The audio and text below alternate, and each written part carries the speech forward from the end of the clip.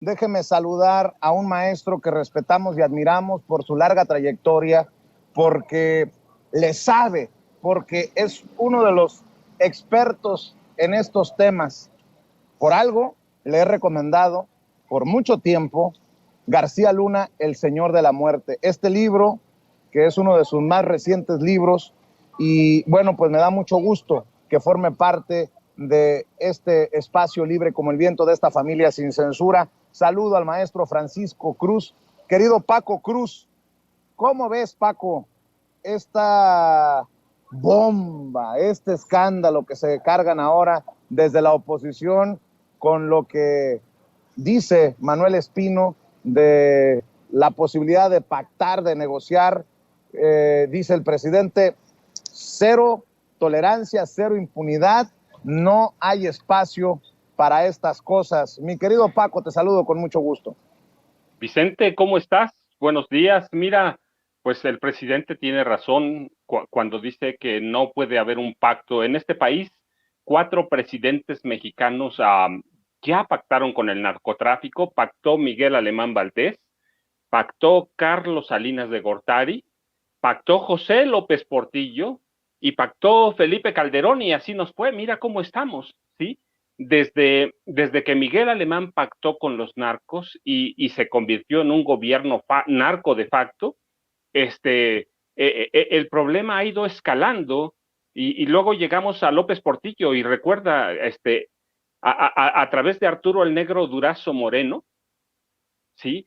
Pactaron, y el centro de control del narcotráfico estaba en la Ciudad de México, en la Plaza Tlaxcoaque, que era a donde operaba la Dirección de Policía y Tránsito de la Ciudad de México, que tenía otro organismo o una división para la prevención de los delitos, la DIP, y él se encargaba de negociar con los narcos, y ve cómo nos dejó López Portillo, y luego Salinas, a través de superpolicía Guillermo González Calderón, pactó con todos los narcos, y mira cómo nos fue en el sexenio de Salinas, ¿no? Su hermano iba incluido ahí. Eso no lo digo yo, lo dijo el expresidente o el extinto presidente Miguel de la Madrid Hurtado, sí, en una entrevista que dio, lo involucró directamente en el narco. Después lo hicieron pasar como loco, pero ellos pactaron con el narco. Y luego Felipe Calderón,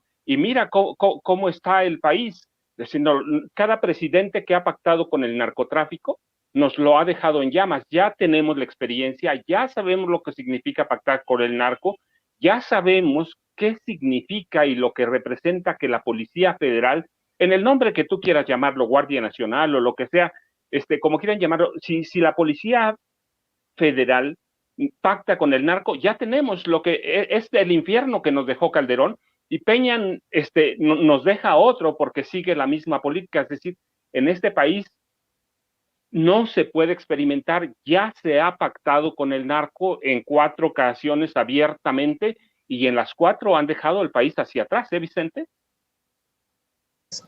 Qué duro se escucha lo que nos pone sobre la mesa. Ya se pactó y nos dejaron un cochinero.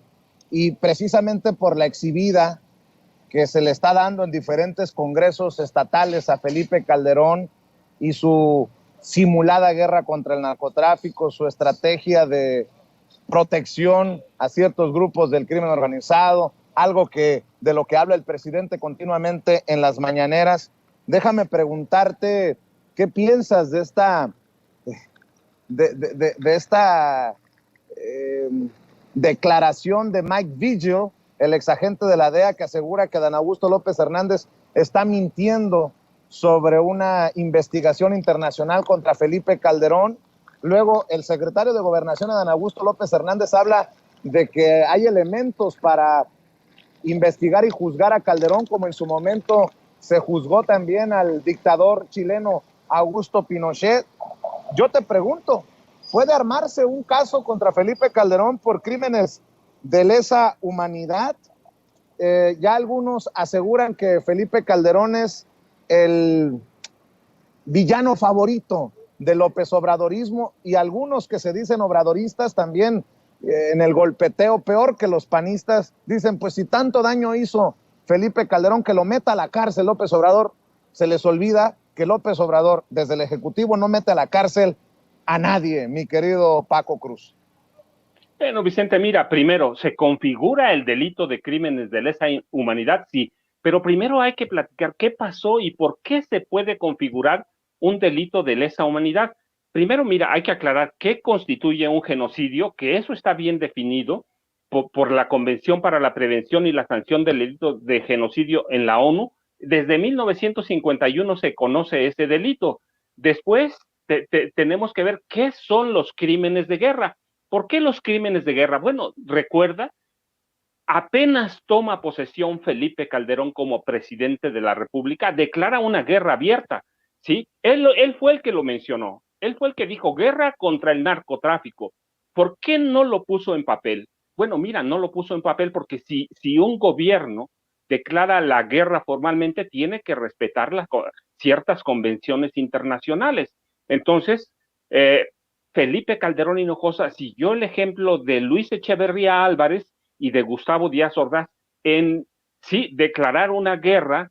Aquella ocasión fue una guerra de baja intensidad que conocemos como periodo de la Guerra Sucia, pero no se declara formalmente, y Felipe Calderón sigue ese ejemplo y no la declara la guerra de palabra, pero no formalmente, porque tendría que cumplir con leyes internacionales, con acuerdos internacionales.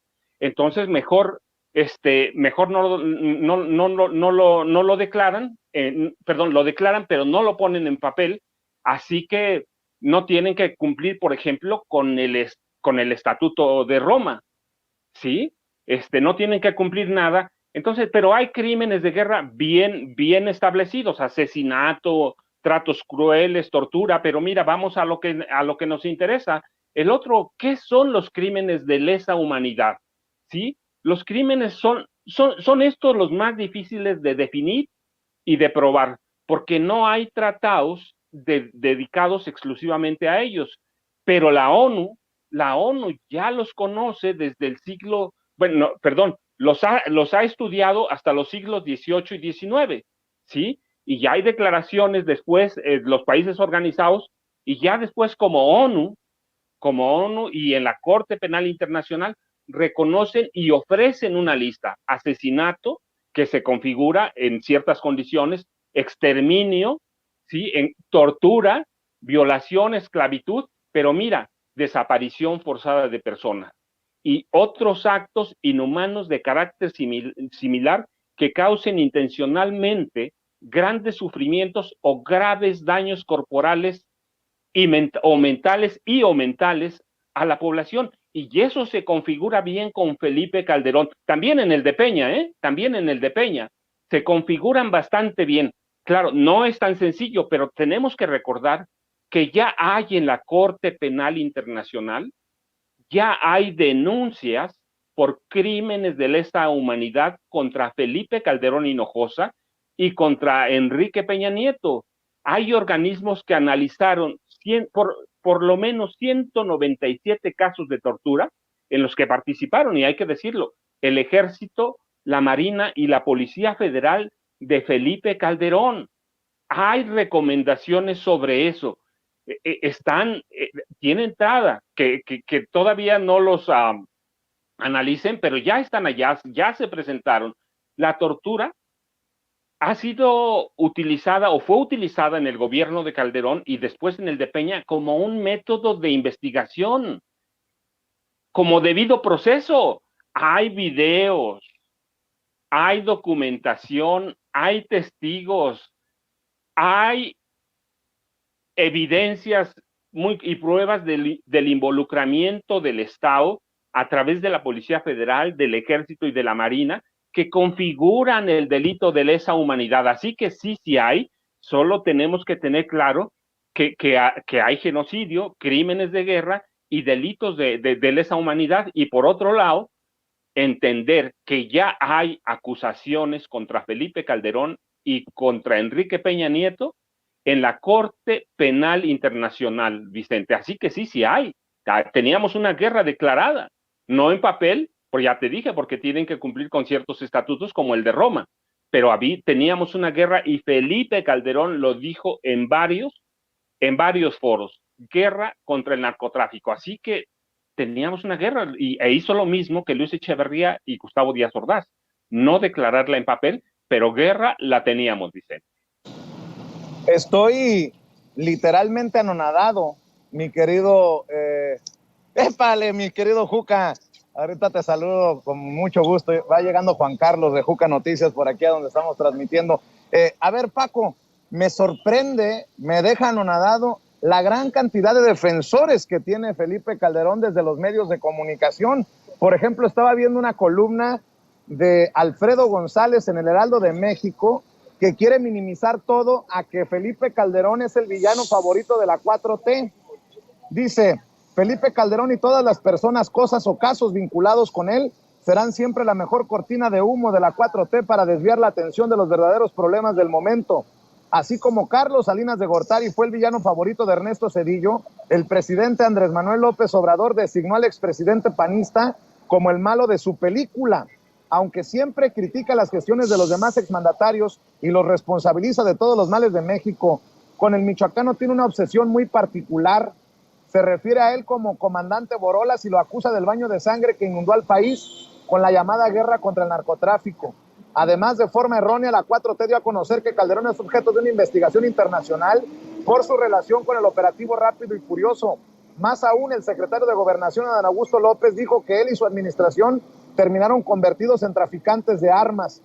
Y se suelta en una que creo yo es una defensa de Felipe Calderón y de sus achichincles, pues me parece muy perversa, porque nada más sería cuestión de revisar los datos duros, como les llama el maestro Ricardo Sevilla, para entender que estas columnas son poco menos que basura.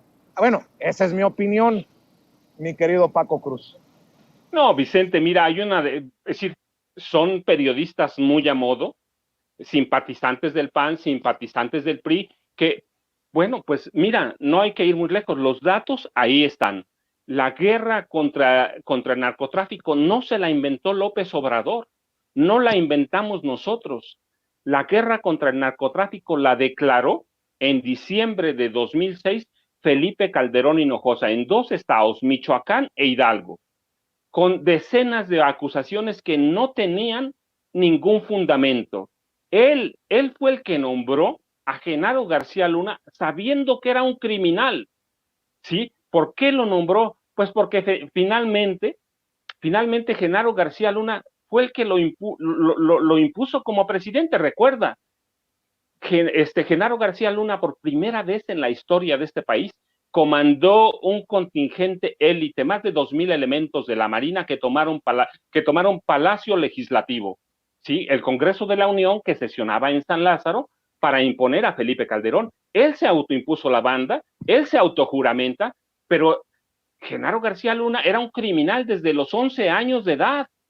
Él lo sabía. Él tenía todo, él les vendió ese proyecto policíaco.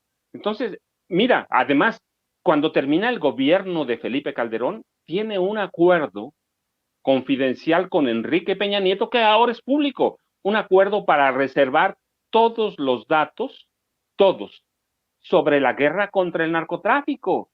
Hay evidencias de sobra de que Genaro García Luna y su gente, su hermandad, porque era una hermandad que venía junta desde 89 en el CISEN, que se encargaba de negociar, sí, protegían al cártel de Sinaloa, de eso hay evidencia de sobra, pero además negociaban con todos los capos, y ellos se inventaron, desde la mente maestra criminal de García Luna, negociar con otros sectores que eran productivos, protegidos por el ejército, como el comercio de aguacate o la extorsión a los aguacateros, la exportación ilegal de acero a través del puerto Lázaro Cárdenas, y luego ellos arman a varios cárteles, pero en especial al cártel Jalisco Nueva Generación, para que pueda responder a una guerra. Sí, hay en esos periodistas una especie de olvido, de desmemoria de la historia que es muy reciente. Los muertos están ahí. Mira, cada uno de nosotros pudo haber sido una víctima central de esa guerra, sin quererlo. Pero además, mira, hay 72 matanzas documentadas en el gobierno de Felipe Calderón. Y tenemos también las de Enrique Peña Nieto. Pero en el caso de Calderón, desde 2006 hay documentados crímenes de lesa humanidad y crímenes de guerra. Eso no lo estamos inventando, están documentados. Solo hay que ir a la Corte Penal Internacional o algunos organismos de derechos humanos en México para conocer que ya hay demandas contra Felipe Calderón en la Corte Penal Internacional. Entonces, no, hombre, el villano favorito con Salinas de Gortari. Mira, Guillermo González Calderón, y que me tocó entrevistarlo antes de que lo mataran en McAllen, era el superpolicía de Felipe, de Carlos Salinas de Gortari. Negociaba con todos los capos, con todos. Quería controlar el narcotráfico. Así que está documentado y está aquel señalamiento del expresidente Miguel de la Madrid Hurtado, en una entrevista pública, en una entrevista abierta, amplia, en la que la pregunta es directa: ¿había dinero del narcotráfico con Raúl Salinas de Gortari? Y él dice sí. Al otro día lo hacen pasar por loco, pero eso es otra cosa. También acusó de corrupción a Carlos Salinas de Gortari. Sí, ya hay elementos suficientes, como había elementos suficientes para involucrar al sexenio de López Portillo en la guerra contra el narcotráfico y el control de los narcotraficantes desde la policía de la Ciudad de México, que tenía jurisdicción prácticamente en todo el país. Recuerda, hizo general a el negro Durazo Moreno, uno de los policías más crueles y violentos que ha tenido, al nivel de García Luna, al nivel de Guillermo González Calderón. Así que no, mira, los datos de Felipe Calderón están ahí, son recientes. Él puso en marcha la escalada de violencia contra los narcotraficantes, pero que fue una farsa, que fue un cuento que se inventó. ¿Para qué? Para controlar el narcotráfico, no solo el narcotráfico, para controlar el crimen organizado. ¿Escondieron los expedientes sucios, oscuros de Genaro García Luna? Sí, los escondieron. Que me entregaron 30 años después. Mira, sí, cuando empieza su carrera criminal, Genaro García Luna, lo sabía Felipe Calderón, lo sabía Fox también. Mira, cuando el PRI pierde la presidencia de la República con Francisco Labastida Ochoa en 2000, Genaro García Luna es vivo, sabe que Marta Sagún le da por lo esotérico, le da por las ciencias ocultas, por el oscurantismo, y Genaro García Luna la conoce bien, le vende, porque él también iba por ese camino, le vende el proyecto policial para controlar al narco. Marta lo compra, se lo vende a Vicente Fox, ¿y qué hacen? Le crean la Agencia Federal de Investigaciones, pero nadie dice nada en este país. ¿Por qué? Porque la prensa y prácticamente la mayoría de los medios y de los periodistas y los dueños de los periódicos, pues estaba comprado. Pues nunca se iba a saber, pero hay documentación, ya hay libros, hay todo. Solo hay que echarse, Vicente, un clavado a la información, hay que estudiar el pasado. Pero, bueno, pues mira, tenemos a periodistas como este que están defendiendo al régimen, ¿sí? Pero muchos, Vicente, recuerda, ¿cuánto dinero les dio el gobierno federal? No solo a los dueños de los periódicos, que esa es una parte, ¿sí? Nada más hay que recordar que hubo un grupo de periodistas que iba o estaba encaminado a lanzar la candidatura presidencial de Genaro García Luna, con dinero desde la presidencia de la República a través de Televisa. Así que solo hay que echarse un clavado, Vicente, solo hay que recordar hay que traer a la memoria todos los datos de la guerra contra las drogas, que no empieza hoy, ¿sí? Y que el control del narcotráfico lo podemos seguir bien. Mira, Miguel Alemán, a través de los decimos con nombre y apellido, Coronel Carlos I. Serrano, presidente del Senado, Carlos Salinas de Gortari, Raúl Salinas de Gortari, Guillermo González Calderoni, José López Portillo, Arturo el Negro Durazo, Miguel Nazararo, y tenemos a Felipe Calderón con Genaro García Luna, Luis Cárdenas Palomino y toda la playa de camaradas, hermanos, porque era una hermandad criminal que venía desde 1989 en el CISEN, Vicente.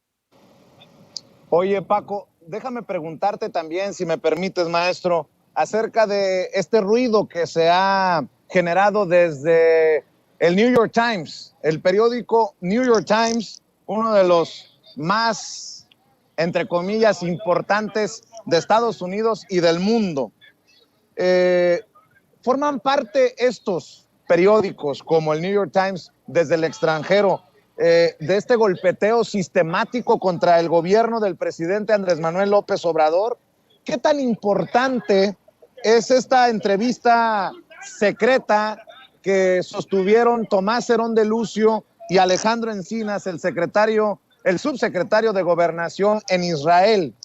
Y te lo pregunto porque muchos hacen ver esta oferta de Alejandro Encinas para un criterio de oportunidad a Tomás Herón de Lucio para que diera a conocer todo lo que sabe sobre la desaparición de los 43 normalistas de Ayotzinapa como una medida desesperada de Alejandro Encinas. ¿Qué es lo que has podido digerir, desmenuzar de esto que publica el New York Times y que pues obviamente lleva al presidente a respaldar totalmente a Alejandro Encinas en esta investigación, en este grupo, para conocer la verdad sobre la desaparición de los 43 normalistas de Ayotzinapa, Paco? Bueno, mira, Vicente, la verdad es que la ventaja de vivir en un lugar donde no tienes internet te permite estar fuera de todo ese bombardeo de información que a veces es sin sentido, que no se analiza y que forma parte del golpeteo diario contra el presidente Andrés Manuel López Obrador. Sí, mira, a mí por la tarde me enviaron un mensaje con el reportaje del New York Times y no lo vi, te lo confieso. No lo vi, sino ya hasta entrada de la noche, y el título parece explosivo, ¿no? Es muy explosivo el título. Lo leí bien, lo analicé, pero lo dejé para hoy en la mañana, y vi algo que se llama Newsletter El Times en español, ¿sí? En el que aparece una entrevista de Elda Cantú con Natalie Kitroff, que es una de las autoras del reportaje, ¿sí? Y a mí, además de que ya tenía estudiado el reportaje, me da la impresión de que esta entrevista lo mata todo, ¿sí? Y Elda Cantú del newsletter El Times dice algo así: conversé con Natalia Kitroff, la nueva jefa de la corresponsalía del Times en México y una de las autoras del reportaje, para que me diera más detalles. A continuación, sus respuestas, editadas por cuestiones de espacio. Yo esperaba que presentara las grabaciones de la entrevista con Alejandro Encinas, esperaba que presentara una grabación completa, que para eso sirve Internet, no hay problema, con Tomás Herón de Lucio, ¿sí? Y bueno, le hace una serie de preguntas y Natalie dice, nos sentamos 2 veces y punto, pero luego le preguntan, ¿qué significan estas revelaciones de Alejandro Encinas para la investigación? Y la respuesta de Natalie me parece que mata todo lo que haya dicho. Dice, la verdad, es respuesta de Natalie a una pregunta, ¿eh? La verdad no lo sabemos todavía. Por fin, o es demoledor o no es demoledor, o ya se murió la investigación, la mató el gobierno. Dice, la verdad no lo sabemos. Es una cita de la traducción que hacen de sus respuestas. Lo que sí sabemos es que Encinas ha dicho que todavía tiene confianza en sus conclusiones, y el jueves en la conferencia matutina del presidente dijo, y lo señalamos en el artículo, que son parte de un informe que trae más pruebas.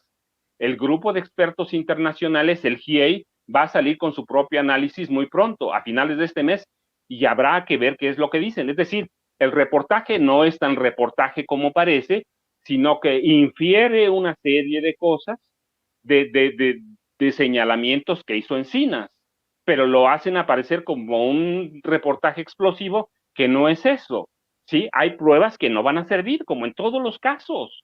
Hay pruebas que no van a servir, hay pruebas que se van a usar y que suelen ser una, pero es contundente. No importa que 99 sean malas, Vicente, con una que sea sustanciosa y bien documentada, con esa pasa. Y el informe de la Comisión de la Verdad que encabeza el subsecretario Alejandro Encinas está lleno de cosas, pero no solo eso. Mira, me parece que el reportaje se queda corto porque está la primera investigación con la que se da a conocer la verdad histórica. Si la participación de los militares no la está inventando Encinas, está documentada desde el 27 de septiembre de 2014, con la desaparición de los jóvenes normalistas y el asesinato de 3 de sus compañeros. La participación del ejército no tiene ninguna duda. Está documentada, está bien definida.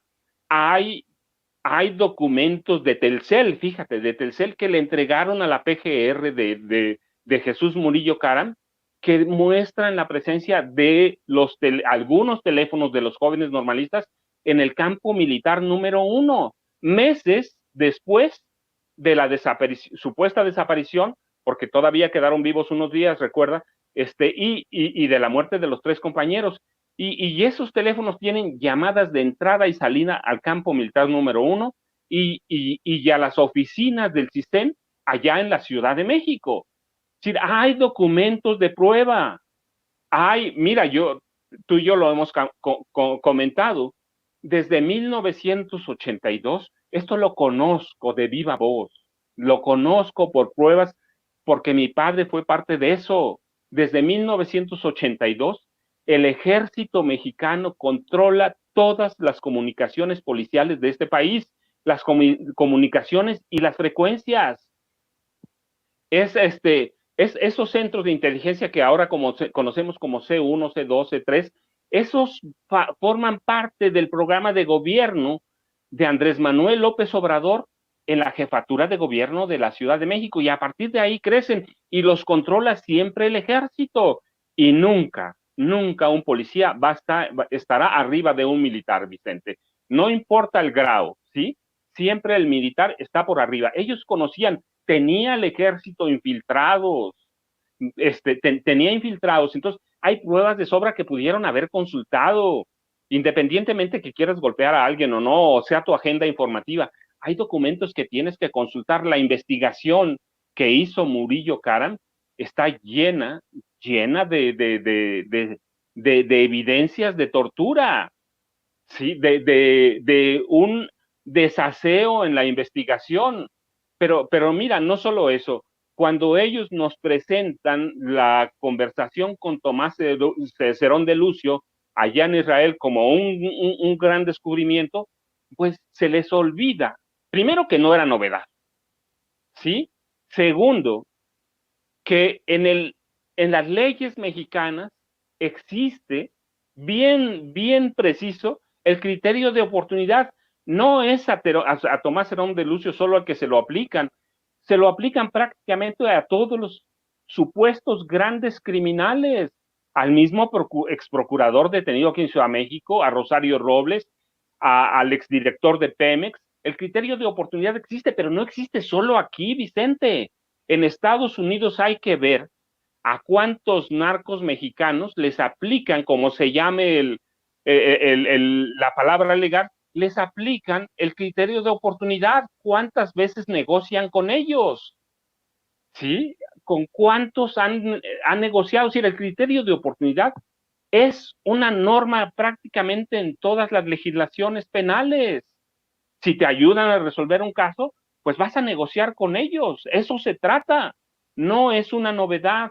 No es algo que nos tuviera que sorprender. El criterio de oportunidad existe. Ya lo habían comentado, lo habíamos comentado en varias ocasiones. Así que la entrevista forma parte de eso, que es una entrevista cordial. Pues sí, le estás tratando de sacar información. Ya quiero ver los métodos de antes para sacar información. Recuerda, en México y en Estados Unidos solo hay que ir a Bahía de Guantánamo para ver cómo le arrancan confesiones a los detenidos a base de tortura. Ya no se usa en este gobierno la tortura. como método para sacar información, como se usó en el gobierno de Enrique Peña Nieto, como se usó en el gobierno de Calderón. Bueno, vimos a Tomás Herón de Lucio torturando, lo pescaron con las manos en la masa sembrando pruebas. Es decir, el reportaje está bien, pero es un poco tramposo. Lo que me parece que es válido y es bien rescatable, pero también lo hemos comentado, que no es una novedad, que la Fiscalía General de la República hace agua por todos lados, que urge una limpia. Eso lo hemos dicho, que hay traidores, que hay agentes infiltrados que trabajan ahí, sí, pero son infiltrados, que hay fiscales que están avisando al equipo de Felipe Calderón, al equipo de Peña Nieto en este momento, ¿sí? La fiscalía hace agua por donde se le vea. Urge, sí, urge que haya una limpia en la fiscalía, pero tampoco es novedad porque lo hemos comentado, Vicente, pero claro, como es el New York Times que lo publica, pues ahí tienes atrás a un grupo de sopilotes que está esperando ese tipo de noticias, pues para caerle al subsecretario de Gobernación y presidente de la Comisión de la Verdad. Sí, creo que hay algunos errores, me parece que hay que señalarlos. Sobre todo hay un poco de precipitación en la presentación del informe porque primero tuvieron que haber analizado bien la conformación de la Fiscalía General y qué fiscales, porque recuerdan, no solo es el fiscal especial el que tiene caso, lo ven otros, tanto lo ven que se filtra la información. Y tenemos un fiscal general de la República que parece que camina contrario a los intereses del presidente de la República, que camina conforme a sus intereses, que ya lo ha demostrado, que ya lo hemos denunciado y que tiene una cola larguísima. Hemos señalado abiertamente que el fiscal hace mucho debió haber renunciado, pero tampoco es facultad del presidente. Ciertamente lo recomendó como, pero es una facultad del Senado de la República. Entonces, lo hemos señalado, pero sí, mira, yo leí el encabezado del reportaje y dije, ya se les cayó todo el caso. No, todavía no se cae.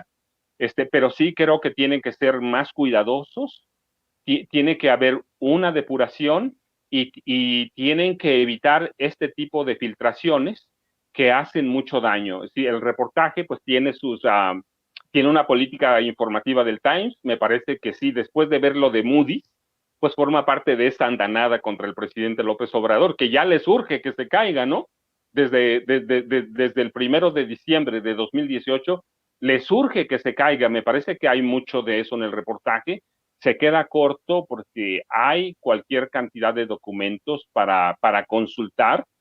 Y yo hoy esperaba, o espero todavía, que nos muestren las conversaciones íntegras con Tomás Herón de Lucio, nos muestren las conversaciones íntegras con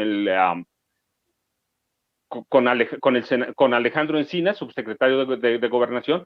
Me parece que ya en el camino del reportaje, pues nos lo deben, no nada más decir, pues consultamos cientos de documentos, pues díganos cuáles, ya lo van a develar, lo van a dar a conocer, pues díganos cuáles, hay que hacer un trabajo completo.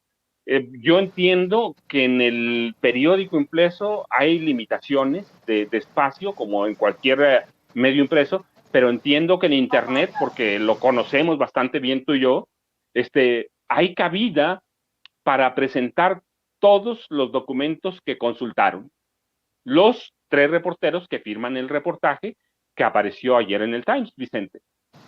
Buen punto, mi querido Paco. ¿Por qué no cerramos? Yo siempre agradecido porque compartas con la audiencia de Sin Censura tu análisis, tus comentarios, tus opiniones. ¿Por qué no cerramos invitando a las miles de personas que están conectadas en estos momentos en Sin Censura para que revisen tus cuentas en redes sociales y estén al pendiente de lo que publicas? Vicente, pues ya sabes, yo te agradezco, les mando un abrazo por allá y @Paco Cruz Jiménez en Twitter, Francisco Cruz Jiménez en Facebook. Vicente, te mando un abrazo y mira, estamos pendientes porque seguramente este reportaje del Times va a dar mucho más que hablar y lo que yo te digo, yo espero que nos muestren las pruebas de todo eso que dicen en el reportaje, sobre todo la polémica que apareció y que tengamos muy claro cuáles son todas las pruebas por las que se cayó supuestamente el caso o la nueva investigación contra la verdad histórica, Vicente. Así es, te mando un abrazo yo también, Paco. Estamos al pendiente, maestro. El maestro Francisco Paco Cruz, autor de García Luna, El Señor de la Muerte, y otros libros que usted tiene que buscar, como este libro de los juniors, de la política, los herederos de las dinastías de la política mexicana. Y solamente para dejarlo ahí, como ya nos había adelantado Paco, a finales de este mes, el grupo interdisciplinario de expertos independientes del GIEI darán a conocer más información. Están invitando a una conferencia de prensa este próximo lunes 31 de octubre a las 10:30 en la Comisión de Derechos Humanos de la Ciudad de México, así que estaremos al pendiente de lo que se dé a conocer por parte de los miembros del grupo interdisciplinario de expertos independientes que ha estado investigando precisamente la desaparición de los 43 normalistas de Ayotzinapa. Déjenme también saludar y agradecerle